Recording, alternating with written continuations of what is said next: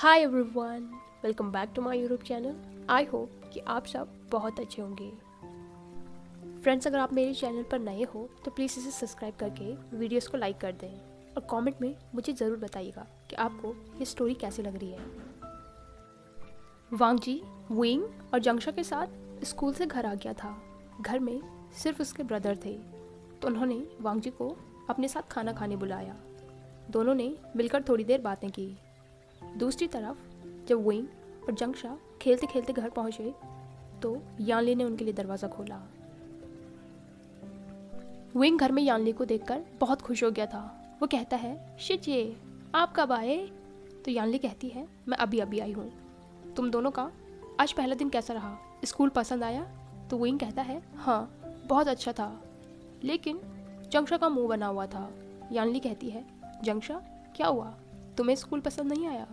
तो जंगशा कहता है, शिचे, मुझे अपने युनमंग की याद आ रही है। स्कूल तो अच्छा है, बहुत अच्छा है, लेकिन मुझे वहाँ पर वैसी फीलिंग नहीं आ रही जैसे युनमंग में आती थी।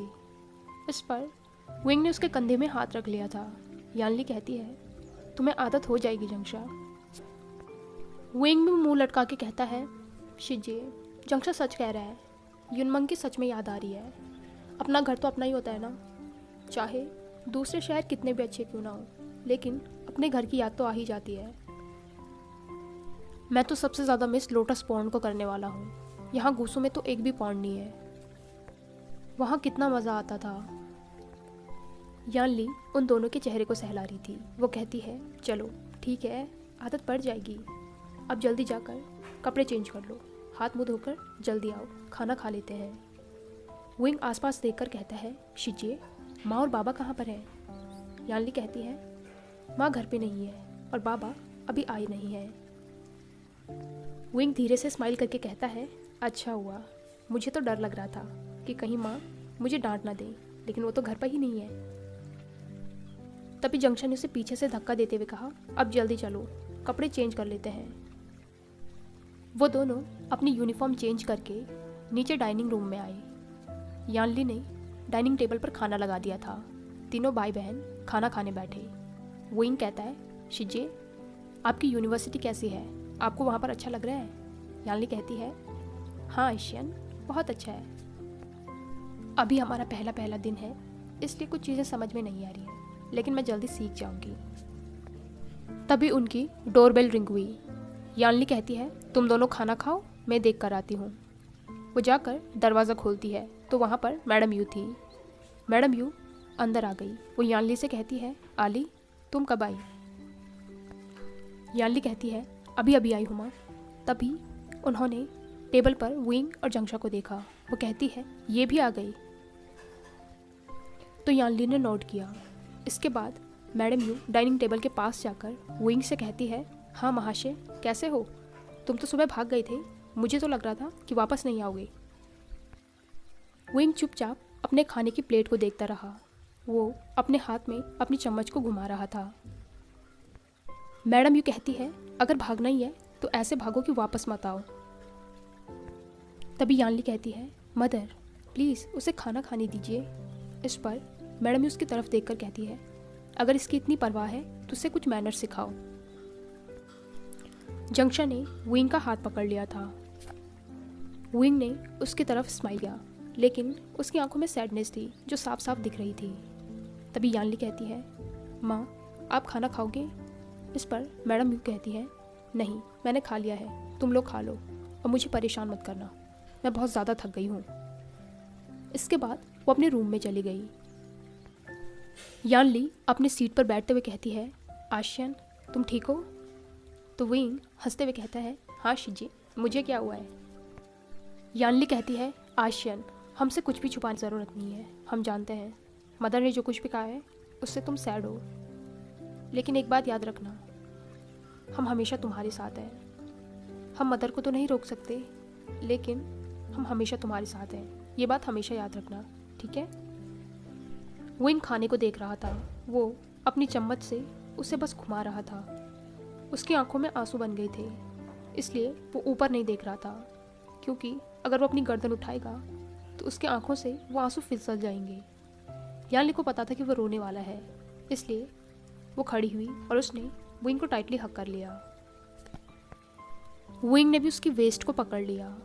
यानली उसके बालों को सहलाते हुए कहती है, आशियन प्लीज़ रो मत। जंक्षा वहाँ पर चुपचाप बैठा रहा। उसके लिए तो सिचुएशन बहुत ही ऑकवर्ड हो गई थी, क्योंकि उसे नहीं पता है कि किसी को कंफर्ट कैसे करना है। और ख़ासकर विंग को हर समय वो ऐसे खिलखिलाकर हंसता रहता है, तो जब भी वो रोता है जंक्षा के लिए प्रॉब्लम बन जाता है। यानली विंग को संभालने की कोशिश कर रही थी। वो उसे शांत रखने के लिए उसके बालों में अपनी उंगलियां फहरा रही थी। जंक्षा ने यानली को देखा। वो इशारा करके कहता है, शिजिए क्या करूं मैं? इस पर यानली कहती है, कोई बात नहीं, वो ठीक हो जाएगा। तभी यानली कहती है, आशियन अगर तुम ऐसे ही रोते रहे तो लोटस का सूप ठंडा हो जाएगा।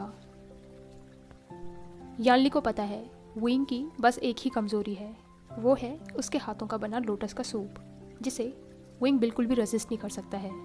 इसलिए विंग ने जल्दी से हाथ तोड़ा और उसने जल्दी जल्दी अपने आंसुओं को पोंछा। वो कहता है, शिजिए आपने बताया क्यों नहीं कि लोटस का सूप है? मुझे पता होता तुम अपना मूड खराब नहीं करता।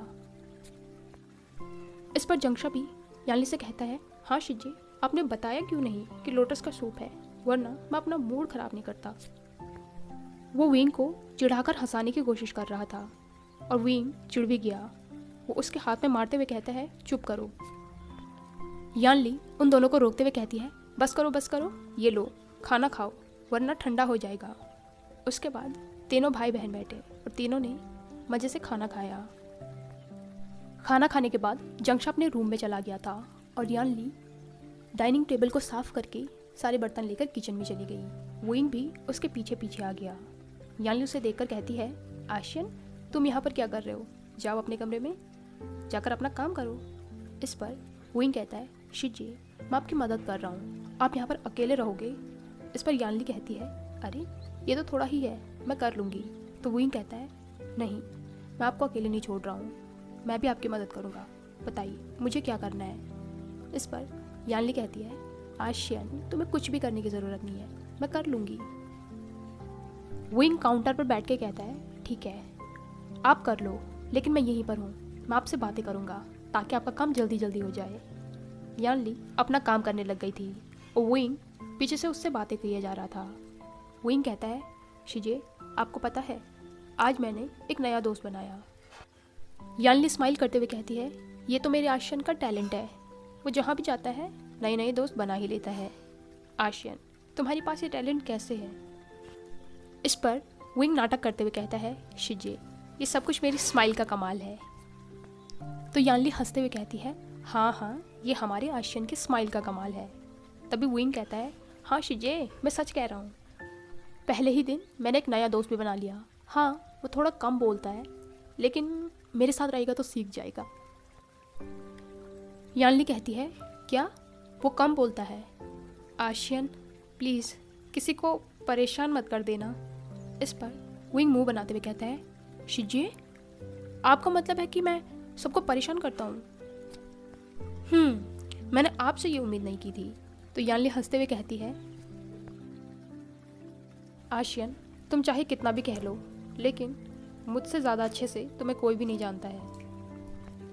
यानली की बात सुनकर विंग बहुत ज़ोर ज़ोर से हंसने लग गया था। वो कहता है, शिजिए आप सच में मुझे अच्छे से जानते हैं, लेकिन ट्रस्ट में मैं उसे परेशान नहीं करूँगा। यानली अपना काम कर रही थी और विंग उसे पीछे से देख रहा था। थोड़ी देर वो दोनों भाई बहन बिल्कुल शांत रहे। फिर विंग कहता है, शिजिए क्या हुआ, आप ऐसे शांत क्यों हो गए? वो काउंटर से उतरकर यानली के पास गया और उसके बगल में खड़ा हो गया। यानली उसकी तरफ देखकर कहती है, आशियन मुझे तुम्हें कुछ बताना है। विंग उसकी तरफ देख रहा था। यानली कहती है, तुम्हें पता है मुझे यूनिवर्सिटी में कौन मिला? तो विंग एक्साइटेड हो गया था। वो पूछता है, कौन मिला? यानली कहती है, मुझे आज आशुआन मिला, वो मेरी ही क्लास में है। इस पर्सन का नाम सुनकर विंग के चेहरे की हंसी गायब हो गई थी। वो सीरियस होकर यानली से पूछता है, शिजिए क्या उस पीकॉक ने आपको फिर से परेशान किया?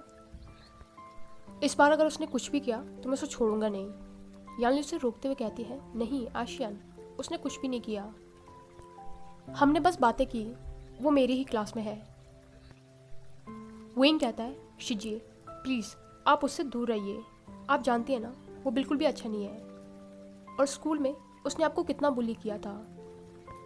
यानली कहती है, आशियन उस समय तो हम बच्चे थे, हमें बिल्कुल भी समझ नहीं थी, और अब वो बिल्कुल बदल गया है। विंग यानली की तरफ डिसबिलीफ में देखते हुए कहता है, शिजिए आप मुझसे ये तो नहीं कह रही है ना कि आप अभी भी उस पीकॉक को पसंद करती हैं। अब यानली साइलेंट हो गई थी, वो विंग से नजरें भी नहीं मिला रही थी। इससे विंग ने उसका हाथ पकड़ा, उसका चेहरा अपनी तरफ किया। वो कहता है, शिजिए आपको पता है ना, बाबा को पता चला तो वो नाराज़ हो जाएंगे। यानली विंग से नर्वसली कहती है, आशियन वो आशवान अब बदल गया है। विंग कहता है, शिजिए ये आप कैसी बातें कर रही है, आप जानती हैं उसके जैसा घमंड इंसान कभी भी नहीं बदल सकता। यानली कहती है, आशियन ऐसा नहीं है। विंग कहता है, शिजिए मैं जानता हूँ कि आप उसे बहुत ज़्यादा पसंद करती हैं, लेकिन आपको ये समझना चाहिए कि वो बिल्कुल भी आपके प्यार को डिज़र्व नहीं करता है। इस पर यानली नीचे देखते हुए कहती है, आशियन तुम ये सब कुछ इसलिए कह रहे हो क्योंकि तुम्हें कभी भी किसी से प्यार नहीं हुआ है। मैं सच कह रही हूँ, ये सब कुछ कहना जितना आसान है करना उतना ही मुश्किल है। विंग थोड़ी देर यानली को देखता रहा, फिर से समझ आ गया कि यानली अभी उसकी बात नहीं समझेगी, इसलिए उसने कहा, शिजिए मुझे कुछ ज़रूरी काम है, मैं अपने कमरे में जा रहा हूँ। वो किचन से बाहर आने लगा तो यानली पीछे से कहती है, आशियन कि किसी को दूसरा मौका देना गलत है। विंग रुक गया, वो पीछे मुड़ते हुए कहता है, नहीं शिजिए किसी को भी दूसरा मौका देना गलत नहीं है, हर कोई एक सेकंड चांस डिज़र्व करता है, लेकिन हम अच्छे से जानते हैं कि वो सेकंड चांस कौन सा पर्सन डिज़र्व करता है। यानली कहती है, आशियन अगर मैं तुमसे कहूँ कि मुझे पूरा भरोसा है कि आशवान बदल गया है, तो क्या तुम तब भी मेरा साथ नहीं दोगे? विंग यानली के पास जाकर कहता है, शिजिए ये आप कैसी बातें कर रहे हो, आप जानते हो मैं हमेशा आपके साथ हूँ, मैं बस इतना चाहता हूँ कि आप कभी भी हर्ट ना हो। आप दुनिया की बेस्ट शिजिए हैं और सबसे लवेबल पर्सन हैं, आप दुनिया में सबसे बेस्ट डिज़र्व करती हैं, और अगर आपको लगता है कि वो पीकॉक आपके लिए बेस्ट है तो ठीक है, लेकिन आई प्रॉमिस अगर उसने फिर से आपको कभी भी परेशान किया और अगर आपको कभी भी हर्ट किया तो मैं उसे छोड़ूंगा नहीं। यानली ने विंग को हक कर लिया। वो कहती है, Ashiyan thank you so much, तुम दुनिया के बेस्ट शेडी हो। तभी कोई कहता है, अगर ये दुनिया का बेस्ट शेडी है तो फिर मैं कौन हूँ? यानली और विंग ने दरवाजे की तरफ देखा तो वहाँ पर अपनी आर्म्स फोल्ड किए जंगशा खड़ा था। विंग उसे अपनी जीभ दिखाते हुए कहता है, तुम वो बंदर हो जो कहीं पर भी टपक जाते हो। ये सुनकर जंगशा उसे मारने के लिए उसकी तरफ दौड़ा और विंग यानली के पीछे छुप गया। जंगशा उसे अभी भी मारने की कोशिश कर रहा था। विंग खुद को बचाते हुए कहता है, क्या जंगशा, मैं तो सिर्फ मजाक कर रहा हूँ, शिजिए प्लीज़ मुझे बचाइए ना इससे। इसके बाद वो किचन में इधर उधर दौड़ने लगा और जंगशा उसके पीछे पीछे दौड़ने लगा। यानली उन दोनों को देखकर हंसने लगी। उससे पता है कि अब इन दोनों को शांत करना आसान नहीं है, इसलिए उसने कहा, तुम दोनों को याद है ना कि अभी अभी मदर ने क्या कहा था, वो बहुत ज़्यादा थक रखी हैं, अगर तुम्हारा हल्ला सुनकर वो उठ गई तो मुझे मत कहना।